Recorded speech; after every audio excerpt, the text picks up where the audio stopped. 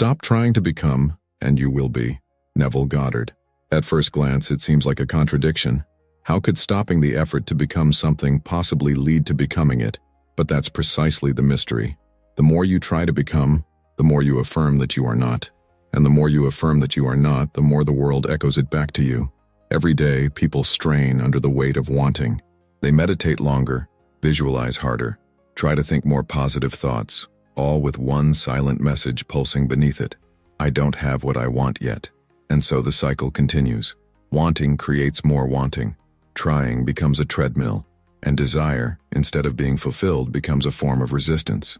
Neville's teaching, at its core, reveals something quietly radical. The state of being precedes the world of appearances. The outer is not the cause. It is the mirror. And so the key is not in endless effort. It's in silent assumption. You don't become by striving. You become by being still. Imagine someone chasing the horizon. No matter how fast they run, it remains out of reach. But the moment they stop, truly stop, they realize the sky was above them the whole time. What they sought was already present, but their movement made it seem distant. This is how so many of us live. We look for love as though it's outside of us. We seek success as if it's something we must hunt down. We pray for peace while battling anxiety over whether the prayer will work. But what if the real work is not in doing, but in letting go of the doing? Neville once said, "Assume the feeling of the wish fulfilled, not the thought, the feeling." And feeling isn't generated by striving. It arises when you stop interfering. When you release the tension of needing, the stillness left behind is not empty. It's full of potential, full of presence, full of the very thing you thought you had to fight for. This is not passivity. It's not complacency. It's alignment. Letting go doesn't mean you abandon your desire. It means you stop doubting it. You stop obsessing over how and when. You drop the belief that you're separate from what you want. And in that dropping, in that stillness, something opens. A space, a void. And in that space, life moves. Not chaotically, but precisely. Not because you pushed it, but because you allowed it. Stop trying to become and you will be. These are not just poetic words. They are a map. They point to the secret most people never consider. The act of trying is often the very thing that prevents becoming. So ask yourself now, not mentally but quietly, inwardly, what if I no longer needed to strive for what I want? What if I assumed I already am it? How would I feel if I simply stopped and allowed? Let it go to receive more. Picture a still lake in the early morning. No ripples, no wind, no disturbance. The surface is so calm it reflects the entire sky. Every cloud, every color, mirrored with precision. But throw a stone into that lake, and the image vanishes. Distorted by movement, the reflection disappears. This is the mind in its natural state. Clear, receptive, reflective. And this is what happens when we stop stirring the waters with doubt, anxiety, and effort. Letting go doesn't mean abandoning your desire. It means releasing your resistance to it. It means ceasing the constant questioning. When will it happen? How will it come? Am I doing it right? These thoughts are like small stones, disturbing the stillness. The more frantic the desire, the more agitated the surface, and the less clearly it reflects the state you want to inhabit. Neville said, "You must be in the consciousness of being or having that which you want to be or have before you can receive it." But consciousness isn't achieved through strain. It's entered through quiet awareness. Letting go allows that awareness to settle. And in that settled state, you align with what already is. Now imagine a man lost in the desert. He's searching for water, desperate, dizzy, chasing every mirage he sees. But the harder he searches, the more disoriented he becomes. Finally, too exhausted to go on, he collapses. And as he rests, he notices something, an oasis he had passed without seeing. Not because it wasn't there, but because he was too busy seeking to receive. This is what it's like when we finally stop. We begin to notice what was present all along. The relationship, the insight, the opportunity. It wasn't missing. We were simply too restless to perceive it. There's a quiet truth in the paradox. When you stop chasing, what is truly yours begins to approach. Why? Because you are no longer affirming its absence. Your stillness becomes an invitation. In modern life, letting go is misunderstood. It's often seen as passivity, weakness, giving up. But true letting go is power. It's the power to trust what's unfolding. It's the power to choose rest over resistance, clarity over control. It's the refusal to panic when appearances contradict your desire. Ask yourself, where in my life am I holding on too tightly? Where am I so focused on the outcome that I've lost touch with the state that creates it? Sometimes the most radical thing you can do is to stop, to release the effort, to become like the still lake, clear, undisturbed, open, not waiting for something to arrive, but already being what you once tried to become. And in that stillness, life reflects you perfectly, not the you who struggles to receive, but the one who already is. Desire is not the problem. The problem begins when desire becomes desperation, when it blinds rather than guides. Neville Goddard never taught that you should eliminate desire. On the contrary, he said, "Man is all imagination, and God is man, and the eternal body of man is the imagination."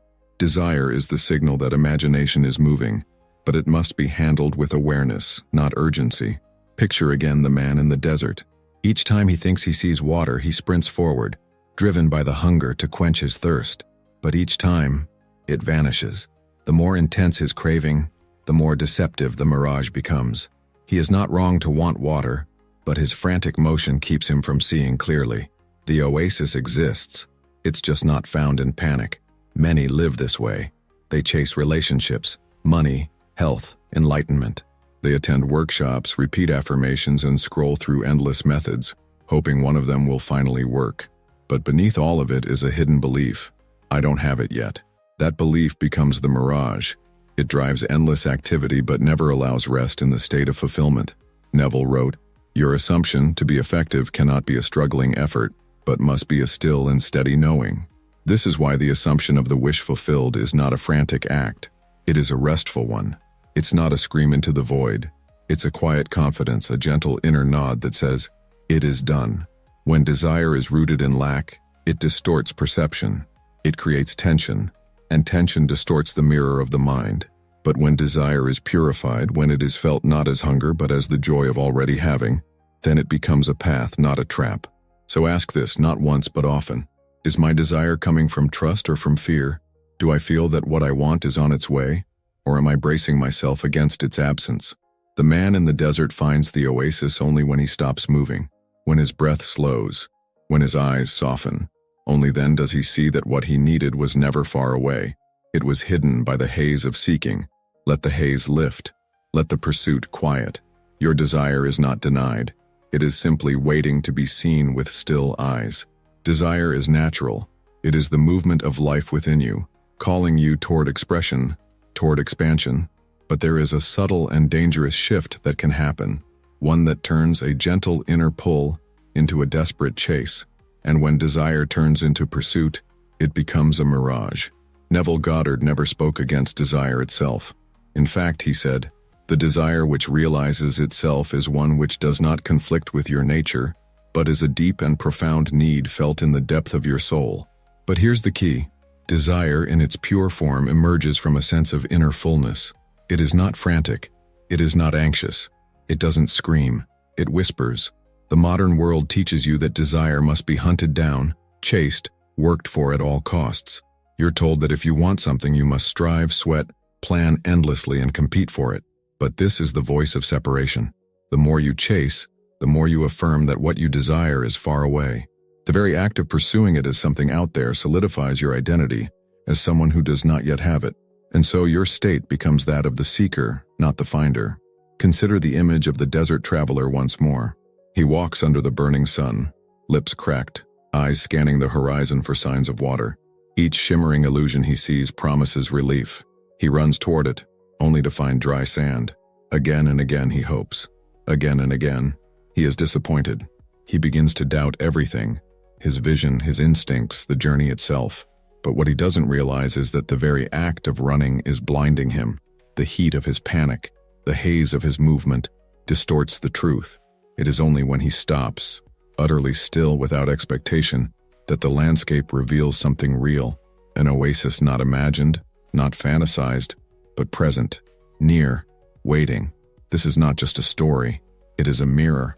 How often have you run after your desires with such force that you lost sight of the fact that what you sought was already forming, already circling you, already within reach, but your inner state was too noisy to perceive it? Neville once wrote, "To feel that you are rich is to be rich." This is not poetic metaphor. It is literal instruction. The assumption must come first. The feeling must precede the form. If your desire is for love, then you must assume the feeling of being loved now. Not tomorrow. Not when circumstances confirm it. Now. If your desire is for freedom, then you must breathe in the ease of it now. When desire is laced with fear, it distorts the mirror. It leads you away from the state of fulfillment and into a state of craving. But when desire is infused with assumption, when it becomes a quiet knowing rather than a loud demand, it transforms into creative power. So pause here. Ask yourself gently, what is the true nature of your desire right now? Is it clean? Is it calm? Or is it a mirage? One you've been chasing because you believe you're still far from what is, in truth, already yours. The oasis is never miles away. It is only hidden behind the illusion of need. When you rest, you see. When you stop trying to become, you realize you already are. Before we move on, pause with me for a moment. If what you've heard so far is stirring something in you, if you've felt even a flicker of recognition, a sense that there's another way to live, one that doesn't involve constant striving, then take a second to check the pinned comment below. There's something there that might meet you right where you are, not as another thing to chase, but as a quiet reminder of what you already are. Now let's continue. You ever notice how the moment you stop looking for something, it shows up? Sometimes the insight you need doesn't scream. It waits, quietly, just out of view. If you've been chasing answers, check the pinned comment. Don't overthink it.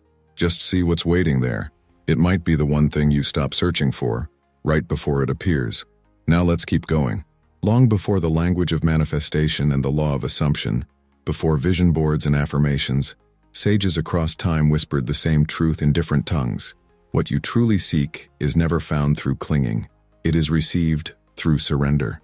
The path is not one of accumulation but of release. Lao Tzu said, "When I let go of what I am, I become what I might be." His words carry the same essence Neville taught thousands of years later. Letting go is not a loss, it is an act of trust. The Tao, or the way, is not captured by force. It flows only when one stops resisting the current. In Buddhism, the teaching of non-attachment forms the backbone of awakening. The Buddha observed that clinging is the root of suffering, not desire itself, but the grasping that accompanies it. You may long for peace, health, or companionship, but if your happiness depends upon having it, if your mind holds it with tight fists, then you have already declared yourself lacking. The moment you release the need, you enter the space where receiving becomes possible.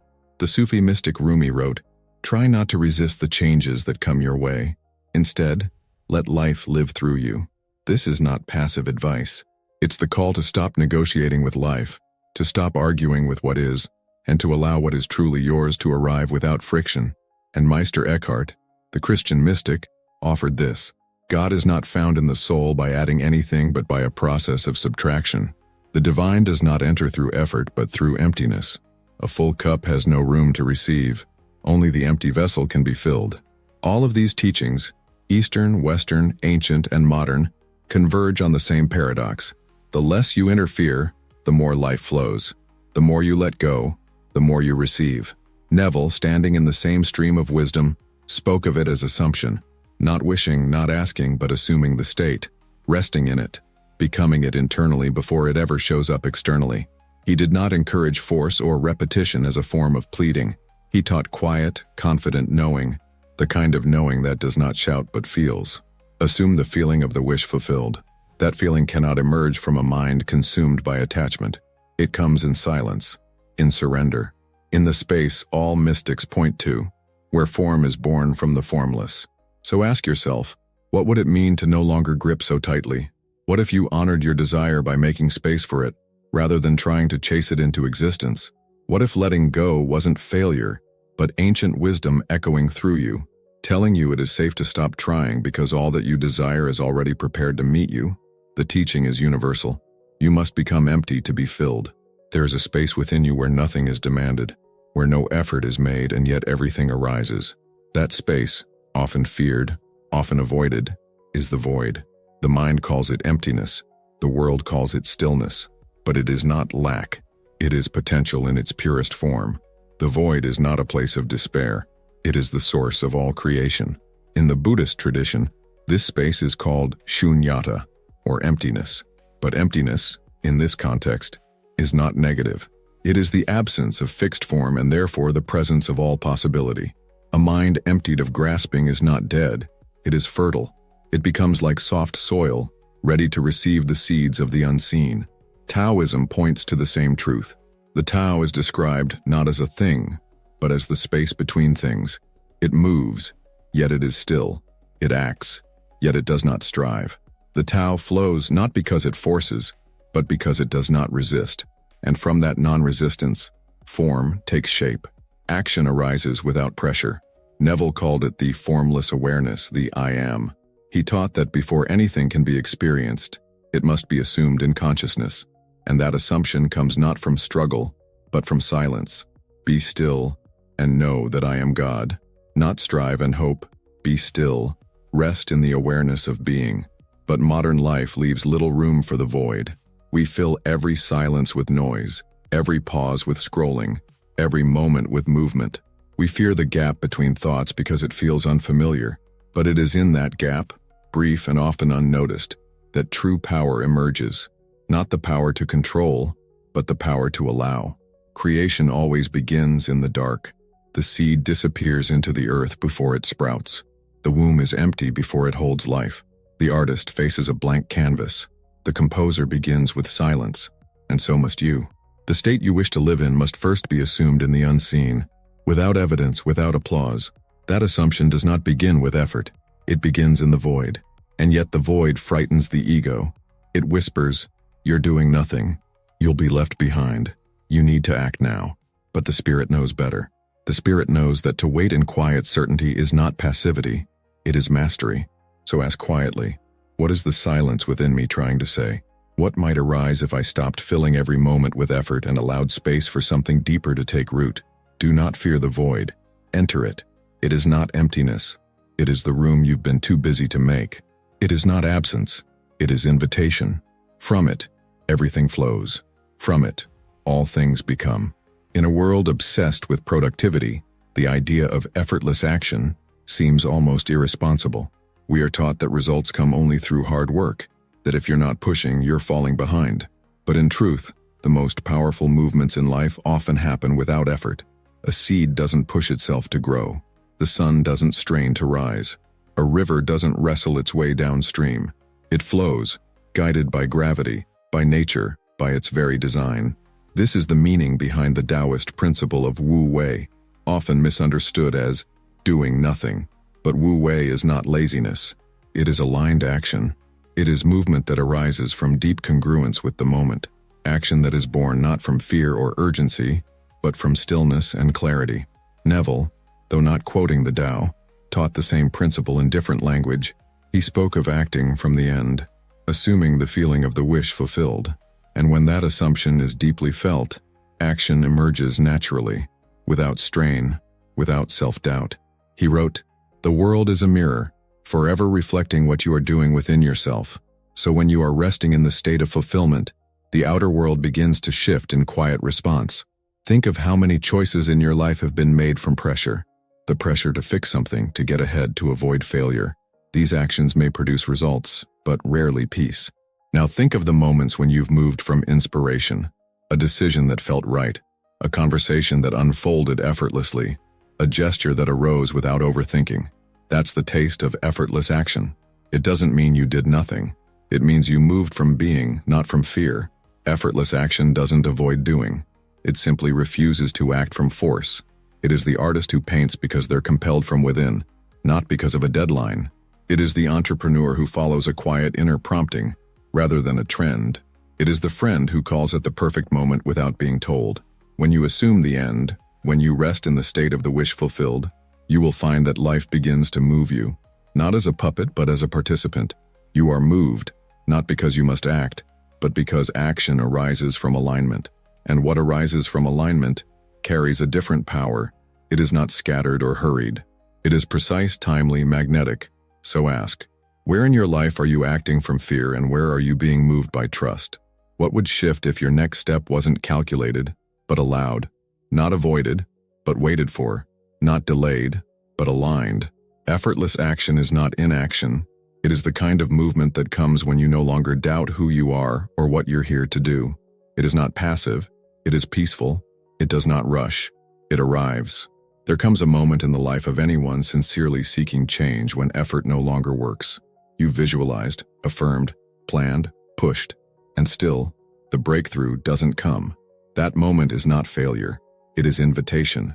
It is the threshold where striving must give way to trust. Trusting the flow of life doesn't mean you abandon your desires. It means you stop approaching them as if life is against you. Most people act from a kind of background fear, a quiet belief that if they stop controlling, everything will collapse. But what if control is the very thing holding the change at bay? Neville said, "Faith is loyalty to the unseen reality. Not blind faith, not naive hoping, but a steady allegiance to the invisible world within. When you assume the feeling of the wish fulfilled, you're not pretending. You are aligning with a truth that has not yet ripened into visibility. That alignment becomes the root, and from that root the form will come. But fear is clever. It tells you that if you relax, you'll lose everything. It whispers that something bad will happen if you don't stay alert, don't stay tense, don't keep adjusting. Yet, how many miracles have arrived precisely when you gave up trying? How often has clarity come after you stopped thinking? How many moments of grace found you only after you stopped looking? Trust is not a passive hope that things might work out. It is the decision to feel now what the outer world hasn't yet confirmed. It is the refusal to let appearances override inner knowing. Trust means you begin to move like water, patient, unobstructed, unafraid of the bends in the path. You don't need to see the entire river to know you're being carried. There's a difference between reactive action and inspired movement. Trust shifts you into the second. You stop responding to what's wrong and start responding to what feels right.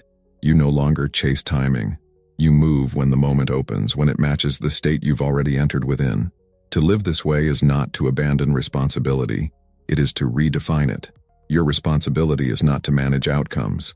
It is to manage your state, to return again and again to the feeling of peace, of certainty, of completion. From there, life reveals its intelligence. From there, the path becomes visible, step by step. So ask, what would it feel like to trust that things are unfolding for you even now? What if the delays were not denials but alignments waiting for readiness? What if life isn't testing you, but preparing you? You don't need to hold it all together. You need only to be still enough to sense the flow. Trust does not mean waiting without action. It means acting without fear. It means walking through your day knowing, what is meant for me is not fragile. It will not pass me by. All transformation begins in silence, not in the noise of willpower or the urgency of effort, but in the quiet space where the truth is no longer being resisted. Everything you've heard so far, about letting go, about assumption, about the power of stillness, only becomes real when it's applied, and that application must happen within you. You cannot read your way into change. You must feel your way there. So, how do you begin? Start by listening, not to the world, but to yourself, not to the outer circumstances, but to the state from which those circumstances are being formed. Neville said, "Consciousness is the only reality." That means what you accept as true of yourself, what you consistently feel to be so, is what determines your world. But you cannot access that consciousness in a rush. You must enter it with attention, with care, with willingness. Take a moment now and ask, what am I still trying to control? You may think of finances, a relationship, your health, a project that isn't moving fast enough. Look beneath the surface. Is there a tension in you when you think of it? Do you brace for disappointment? Do you feel a tightness in your chest? A need to fix or manage something? That tension is not a neutral feeling. It's a message. It's the body telling you that you are trying to hold what was never meant to be held by force. When Neville spoke of the feeling of the wish fulfilled, he wasn't speaking of a passing emotion. He meant dwelling in the state, not imagining your desire and then returning to lack, but remaining there, sitting in the feeling of it is done. It is from that state that your reality unfolds. But how can you remain in a state you've never fully felt? This is where reflection becomes a practice, not a theory. Let's begin with the body. Every belief you hold shows up somewhere in the body as sensation. You don't just think lack, you feel it in your stomach. You don't just believe you're running out of time, you feel it as restlessness in your chest. The first practical step is to become aware of where your assumptions are living, not in the abstract, but in the actual landscape of your body. Where do you feel tension when you think about your desire? That is where your old assumption is lodged. Now do not try to remove the tension. That's just another form of control. Instead, sit with it, breathe into it, let it be seen. Let it soften, not because you're forcing it to go, but because you are no longer fighting it. Presence is the first form of release. Once you've softened the grip, shift gently into the question, if this were already done, how would I feel? You're not visualizing yet. You're not seeing the outcome or scripting a scene. You are simply asking, what feeling would be natural if the desire had already manifested? Would it be relief, joy, stillness, confidence, a sense of arrival? Now let that feeling rise, not through effort, but through remembrance. You've felt it before, maybe not related to this specific desire, but you've known what peace feels like. You've tasted satisfaction. Let the body recall it. Let that become the new atmosphere. This is the state Neville called living in the end. Not trying to get there, not preparing for it, but being in it now. This is not fantasy. It is creative alignment. It is how every external reality is born, from the inner conviction that it already is. You can also work with your desires more deliberately through daily practices. One practice is the evening release. Each night before sleep, write down the one thing you've been trying to control. Name it honestly.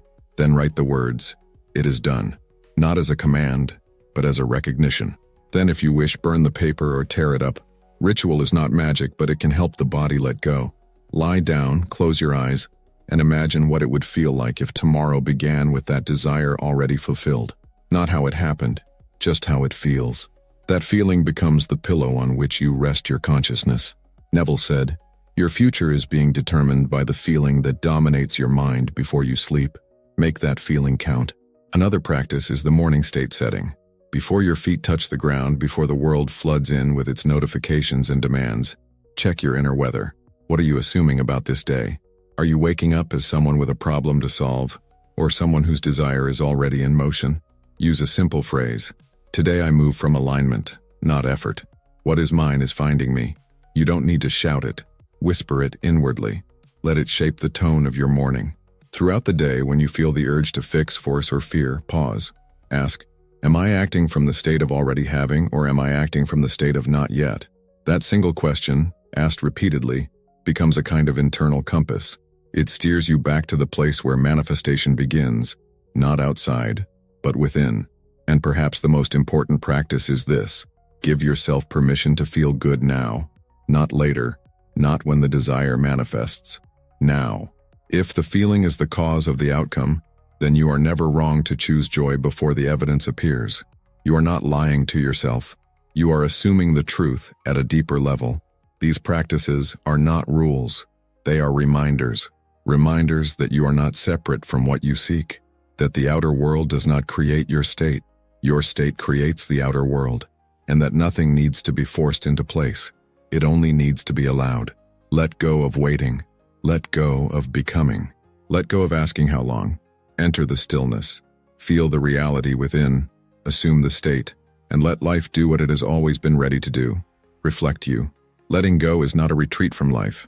It is the space in which life begins to respond. When you stop trying to become, you allow yourself to be. And from that state of being, all things flow. Neville Goddard reminded us that the world does not cause our feelings. Our feelings cause the world. The assumption, once felt as real, shapes reality without strain. Stillness is not inaction. It is alignment. It is the quiet conviction that what you desire is already true within you. The river does not need to force its way forward. It moves by nature. And so do you when you trust the unseen and live from the end. So ask yourself each day, not what more you can do, but who you are willing to be. Choose the feeling of already having. Return to the state. Release the chase. Rest in the knowing. You do not need to push for what is already yours. You only need to stop pushing it away. Assume it, feel it, let it be, and nothing about your life will stay the same. Now, if this spoke to something in you, even quietly, go to the pinned comment. There's something there you're meant to see.